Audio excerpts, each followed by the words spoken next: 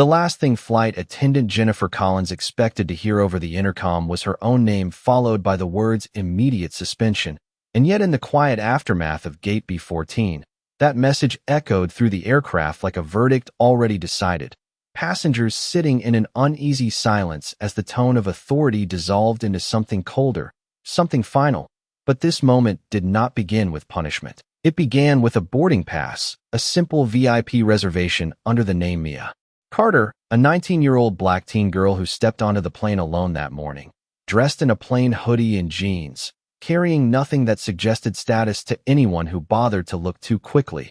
And that was exactly the problem, because Jennifer Collins did look quickly, then looked again, then decided in less than 10 seconds that Mia did not belong in the premium cabin. Her voice calm, but edged with certainty as she asked if the seat assignment was correct, not as a question of logistics, but as a question of identity. Mia didn't react the way people expected. She didn't argue. She didn't challenge. She simply placed her boarding pass on the armrest and sat down as if belonging was not something to be negotiated, but something already confirmed, and that silence became uncomfortable, because silence does that.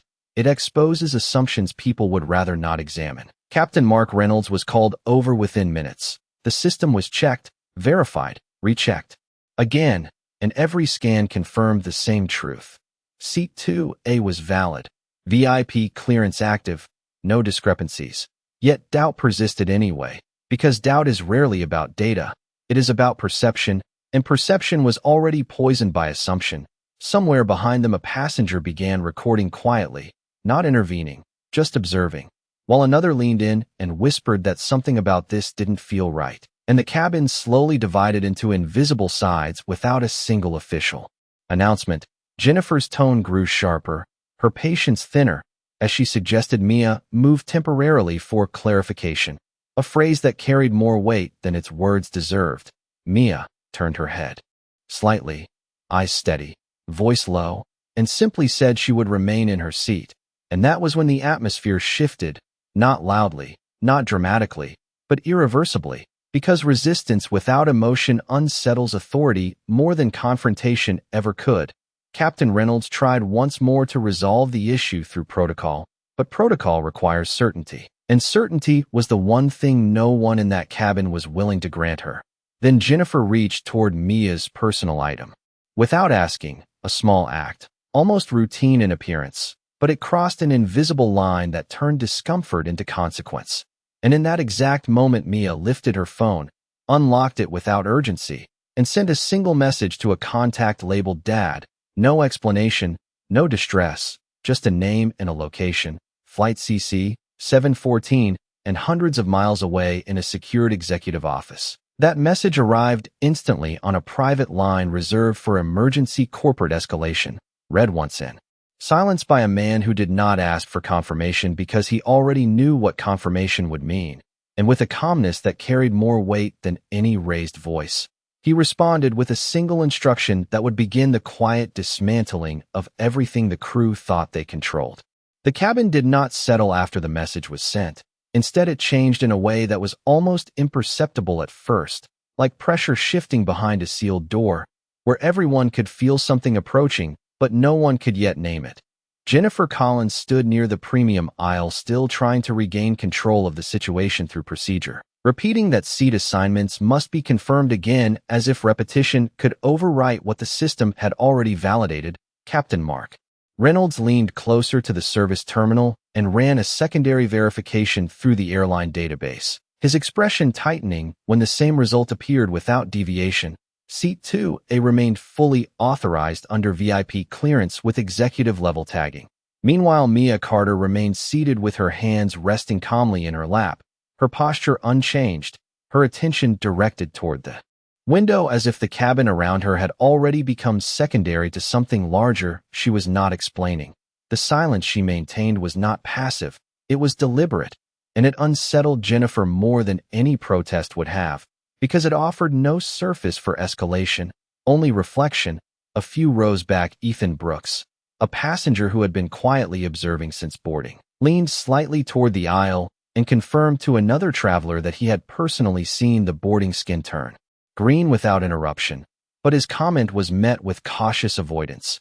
As though acknowledgement itself carried risk, Jennifer attempted once more to approach Mia, her tone shifting from authority to forced politeness as she suggested a temporary relocation for clarification purposes.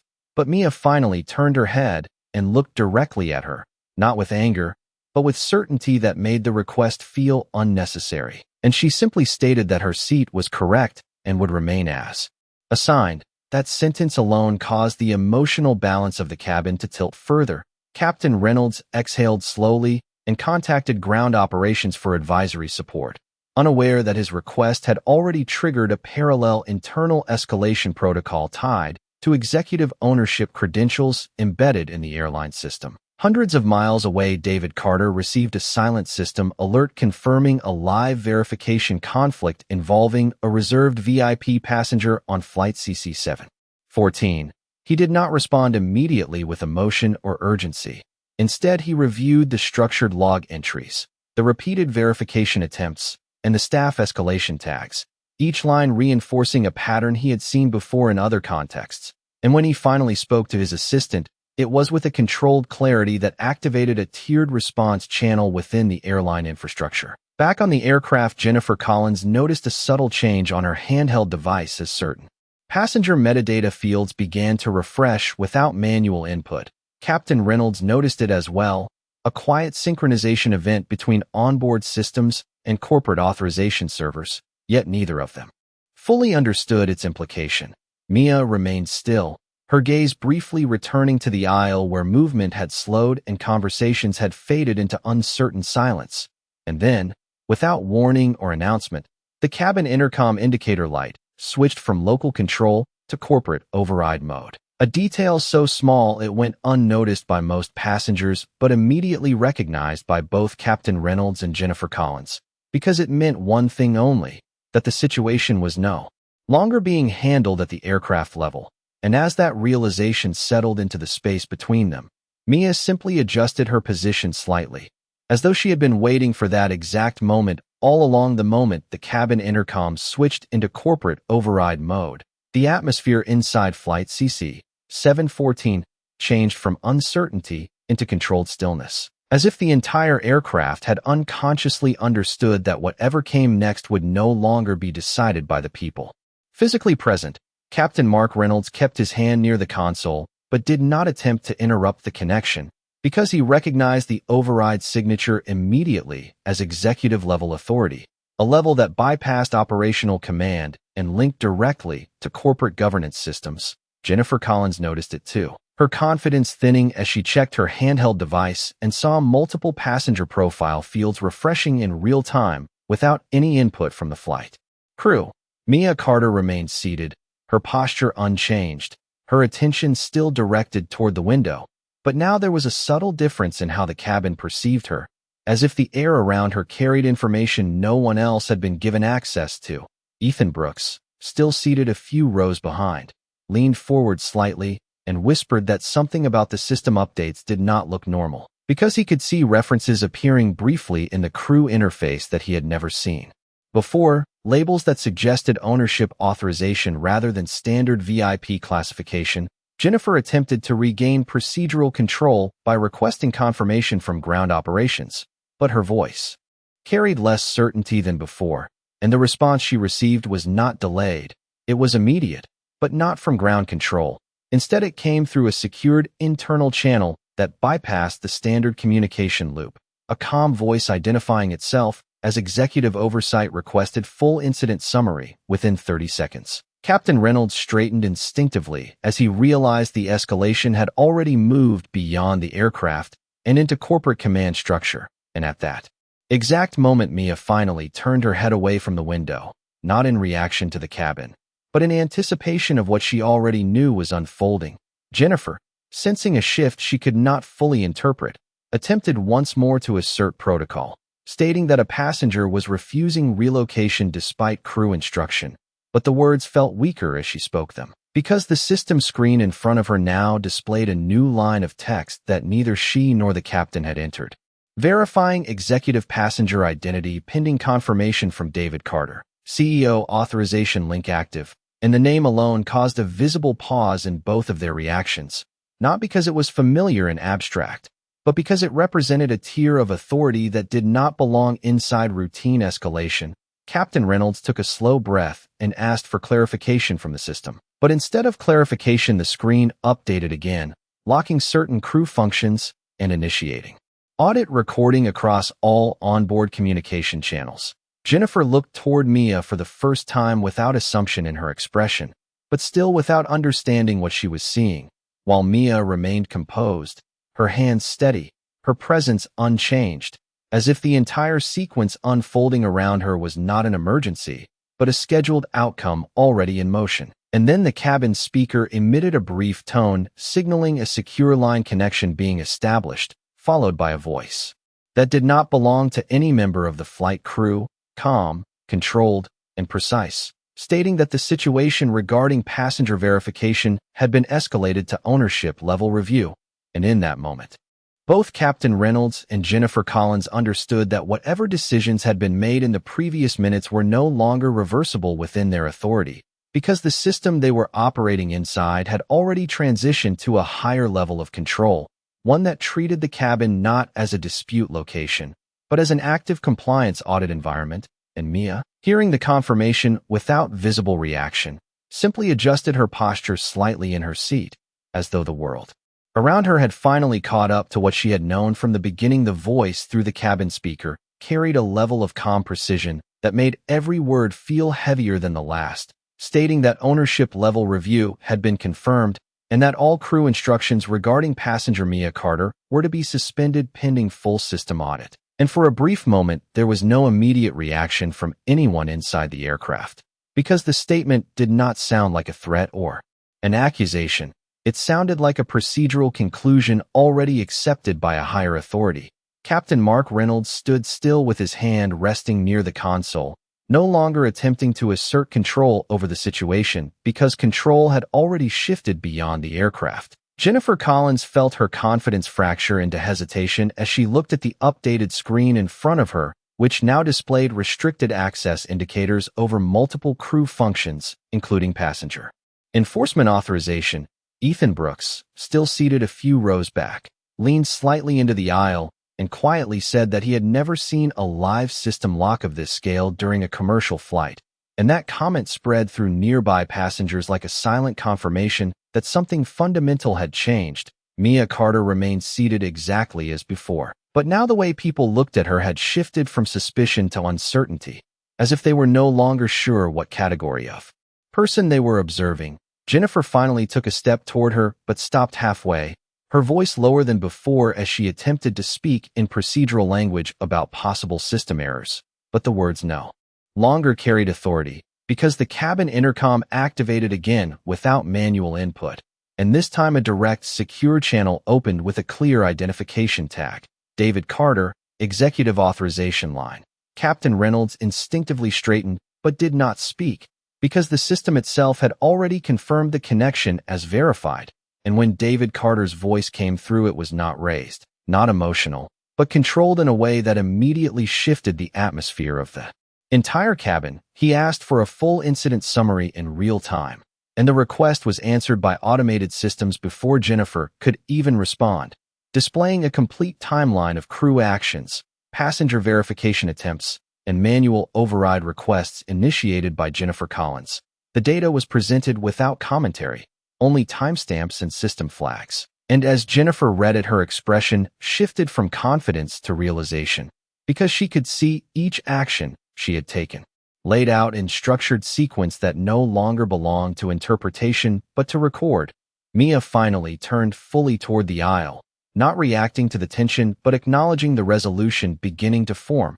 And David Carter's voice returned, stating that the passenger in question was confirmed under executive ownership registry, with full VIP clearance embedded in the airline governance system, and that any attempt to deny access constituted a procedural breach requiring immediate suspension review. The words were simple, but their effect was absolute, because Captain Reynolds understood that he was no longer managing a flight situation. Jennifer understood that her authority had been fully paused by system governance, and the passengers understood without needing explanation that the person seated quietly in front of them had never been outside the system at all. She had been above it from the beginning, and in that realization the cabin shifted into complete silence. Not enforced, not requested, but inevitable, while Mia Carter remained still, as though nothing around her had changed except for the fact that it had finally been acknowledged. The silence inside the aircraft did not break even after the executive authorization confirmation settled across every screen. Instead, it deepened into something heavier, as if every person on board was waiting for a final instruction that no one dared to request. Captain Mark Reynolds finally lowered his hand from the console, not because the situation was resolved operationally, but because it had moved entirely outside his jurisdiction. Jennifer Collins stood near the aisle with her posture now noticeably different, the certainty that had once guided her movements replaced by hesitation that she could not conceal. The system display in front of her had fully transitioned into audit mode, showing restricted access across passenger interaction controls and a permanent log of her prior actions, each entry timestamped and linked to executive review. Mia Carter remained seated, her presence unchanged in posture but now entirely redefined in perception, because what had once been interpreted as uncertainty had been replaced with recognition. Ethan Brooks, still observing quietly, leaned back into his seat and whispered that the airline internal feed had just updated with a live compliance status indicating active executive review in progress, and that single observation spread through nearby passengers without anyone needing to repeat it aloud. Jennifer took a slow step backward, her eyes moving between the screen and Mia, as if trying to reconcile procedure with outcome. But the system no longer allowed ambiguity. A secure notification appeared confirming that all actions taken regarding passenger removal attempts were under immediate suspension pending formal investigation. And within seconds another update followed indicating that crew authority for enforcement had been temporarily revoked. Captain Reynolds exhaled slowly and turned slightly toward Jennifer, not with anger, but with acknowledgement that the situation had moved beyond correction. Jennifer's voice, when she finally spoke, was quieter, almost procedural, out of habit rather than confidence, stating that she had followed standard protocol based on perceived discrepancy.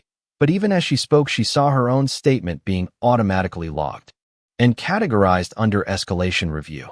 Mia finally shifted her gaze from the window to the aisle, her expression calm, but no longer passive, because the environment around her had fundamentally changed from confrontation to confirmation. And at that exact moment, the cabin intercom activated once again, this time not with a request or verification, but with a final system directive confirming that executive ownership authority had overridden all crew-level decisions and that the passenger in Seat 2A retained full verified status without further challenge. The voice did not explain or justify, it simply confirmed. And in doing so, it closed every remaining path for dispute. Jennifer closed her eyes briefly as the reality settled in, not because of fear, but because of understanding that her role in the situation had already been defined by recorded actions rather than intention. Captain Reynolds stepped slightly back from the console and formally acknowledged the override status to ground operations through the secured channel, while passengers remained still, not reacting outwardly, but absorbing the shift in authority that had taken place without spectacle. Mia remained seated, her hands resting calmly, as the final layer of uncertainty dissolved completely, leaving only confirmation. And in that confirmation, the cabin transitioned from tension into stillness, not because anything had been resolved through force or conflict, but because the system itself had already concluded the outcome before anyone inside the aircraft could continue to question it. The cabin had settled into a kind of enforced stillness that felt heavier than any earlier tension, because nothing was being resolved through conversation anymore, only through system authority that no one on board could override. The overhead screens continued to display executive-level confirmation in muted tones, while the flight crew interface showed a full suspension of passenger enforcement permissions. Pending corporate review, Captain Mark Reynolds remained standing near the cockpit threshold, no longer attempting to intervene, but observing the transition from operational control to administrative shutdown. Jennifer Collins was still positioned near the aisle, her posture now completely subdued compared to earlier certainty. As she reviewed the automated audit log that had expanded in real time, capturing every instruction she had issued since the first passenger verification attempt, each line marked with system validation timestamps and executive review tags. Mia Carter remained seated in the same position she had occupied from the beginning, but the perception of her presence had fully shifted across the cabin, no longer interpreted through suspicion or doubt, but through recognition that had arrived too late to be reversible in tone or behavior. Ethan Brooks, still quietly observing, leaned slightly forward and noted that the airline system status feed now showed a complete freeze on crew discretionary actions related to VIP classification disputes, a detail that confirmed to anyone paying attention that the situation had moved entirely beyond aircraft-level authority. Jennifer finally spoke again, but her voice carried none of the control it had earlier, stating that she had been following what she believed was standard verification protocol based on inconsistent passenger handling signals. Yet even as she spoke, she saw her words automatically converted into formal incident documentation displayed on her handheld interface. Captain Reynolds turned slightly toward her, but did not interrupt, because there was nothing left to correct within their scope. A soft, alert tone then echoed through the cabin indicating that executive review confirmation had been finalized, followed by a structured system message stating that all enforcement actions taken against passenger Mia Carter were nullified and recorded under procedural escalation for full post-flight audit. The message was not dramatic. It was clinical, and that clinical tone made it more final than any emotional statement could have been. Jennifer lowered her device slightly as the realization settled in that every decision she had made was now part of a permanent review chain beyond her control. While Mia remained calm, her gaze steady, not directed at any individual, but at the space ahead, as if the entire sequence had already reached its conclusion internally long before it manifested externally. Captain Reynolds finally initiated a standard descent communication to ground operations confirming that executive override had been received and that all crew actions were now under compliance review protocol. And as he spoke, the cabin remained completely quiet. Not because passengers were instructed to be silent, but because the structure of authority within the aircraft had shifted so completely that there was nothing left to question. And in that silence, Mia Carter remained exactly where she had been since the beginning, as though nothing around her had ever required her to move at all. The silence inside the aircraft began to change shape, not breaking, but transforming into something more aware, as if every person on board was now processing the same realization at different speeds. Captain Mark Reynolds maintained his position near the cockpit entrance, no longer acting in any operational capacity, but instead observing the final confirmation messages that continued to cycle through the aircraft systems, each one reinforcing that executive override had fully replaced crew-level authority regarding passenger handling decisions. Jennifer Collins stood near the aisle with her handheld device lowered slightly, watching as her access permissions continued to update in real time. Each refresh removing another layer of control until only read-only status remained. She no longer attempted to speak because every procedural explanation she could offer had already been translated into formal review documentation. Ethan Brooks leaned back in his seat, but kept his attention forward, quietly noting to a nearby passenger that the entire system network appeared synchronized with ground-based compliance oversight, meaning every onboard action was now being evaluated externally as part of a live audit.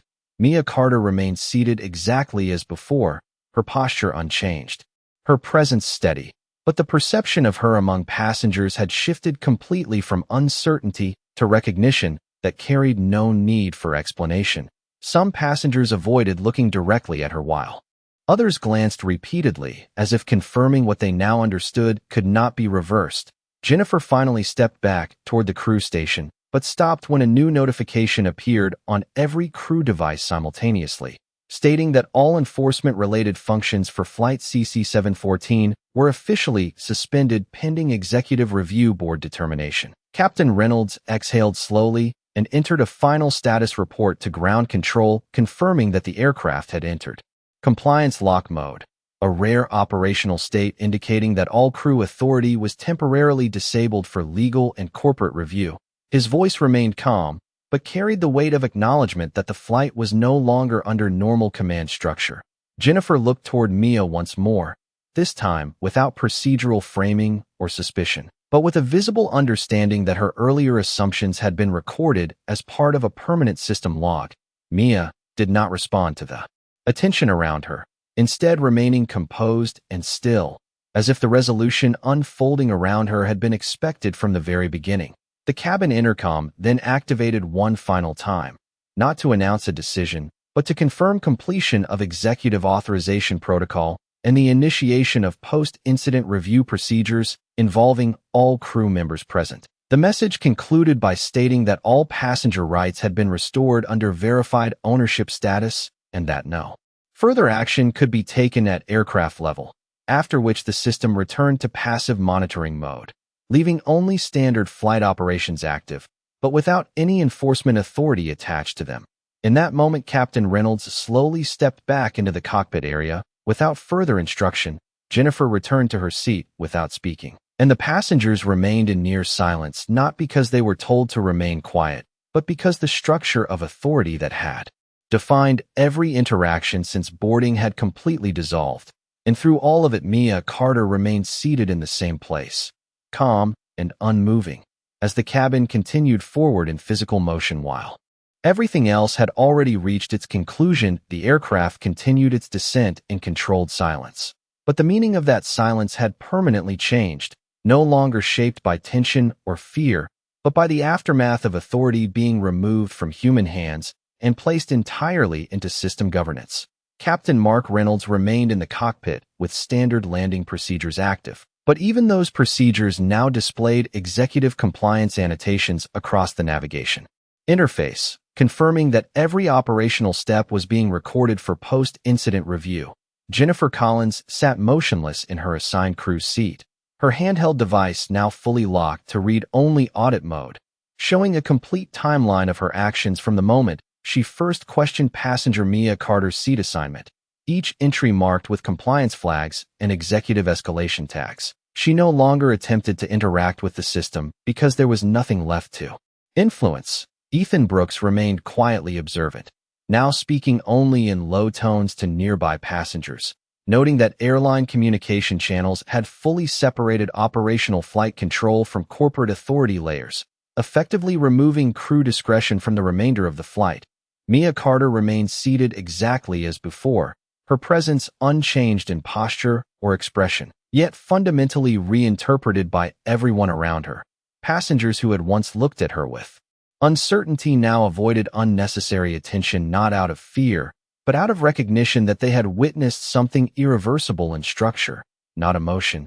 Jennifer finally stood, but only to gather her personal items, her movements slower, no longer guided by urgency or authority, but by acknowledgement of procedural conclusion. As she passed the aisle, she briefly glanced toward Mia, but there was no longer any attempt to interpret her presence through assumptions, only awareness that the system had already defined the outcome before human judgment had been applied. Captain Reynolds announced final approach to landing through standard protocol, his voice steady but subdued, and even that announcement felt different, as though it belonged to a parallel version of the flight that no longer contained conflict, only completion. Ground control responded with confirmation of executive review status still active upon landing, meaning no crew-based post-flight decisions would be permitted until corporate audit completion. The phrase itself reinforced what everyone on board already understood, that the authority structure of the flight had been permanently altered during transit, not by force or confrontation, but by verification and system escalation. As the aircraft lowered toward the runway, lights visible through the cabin windows, passengers remained unusually quiet, some looking forward, others downward, processing in private what they had observed without needing further explanation. Mia Carter adjusted her posture slightly as the plane aligned for landing, still calm, still composed, unchanged by the sequence of events that had unfolded around her. And in that final approach, there was no longer any dispute, no correction, and no resistance. Only the steady continuation of flight operations under a system that had already decided what every person on board was now required to accept. As final, the aircraft completed its landing with a smoothness that contrasted everything that had happened before it, rolling onto the runway under clear morning conditions as if nothing unusual had occurred within the cabin. Yet every system on board still reflected the same irreversible Status of executive review and compliance lockdown. Captain Mark Reynolds guided the aircraft to its gate and followed standard shutdown procedures. But even those procedures carried corporate annotations confirming that all flight records had been permanently flagged for audit. The seatbelt signs illuminated one final time before dimming. And that simple transition marked the return of physical normality without restoring operational authority. Jennifer Collins remained seated for several seconds after landing, her handheld device still open to the finalized incident log that now contained a complete record of every instruction, every assumption, and every escalation she had initiated, each line permanently stored under executive oversight review status. She eventually stood in silence, gathering her belongings without urgency, her movements no longer reflecting control but acceptance of procedural consequence. Ethan Brooks unbuckled his seat and stepped into the aisle, glancing once toward Mia Carter but saying nothing, because there was nothing left that required explanation. Passengers began disembarking in quiet sequence, their earlier uncertainty replaced with an unusual stillness, as if they understood they had witnessed not a disruption but a structural correction in real time. Mia Carter remained seated until the aisle had cleared around her, her posture unchanged, her presence steady, and only then did she stand, retrieving a simple personal item before stepping forward. As she passed through the cabin, there was no reaction from those who had once questioned her, only recognition without resistance. Captain Reynolds exited the cockpit last, pausing briefly at the threshold before joining standard post-flight procedures already under compliance observation protocols. Once inside the terminal corridor, Jennifer Collins received a final notification confirming temporary suspension pending full executive board review, with all crew actions from Flight CC 714 archived for corporate governance assessment. She read it without expression, because by that point there was nothing left to interpret, only outcomes already determined by system authority.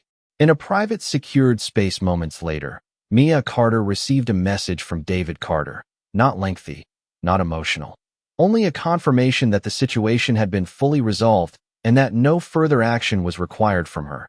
She paused for a brief moment before responding with a single line acknowledging receipt, then lowered her phone. As she continued walking through the terminal, no cameras followed her. No attention remained on her, and that absence itself carried meaning, because the entire sequence had never been about visibility. It had been about recognition delayed and authority misread. Later, when asked indirectly about the incident, Mia would not describe conflict or confrontation, only a quiet reflection that required no emphasis, stating that she did not need to raise her voice, because the system already understood who she was and what she had built.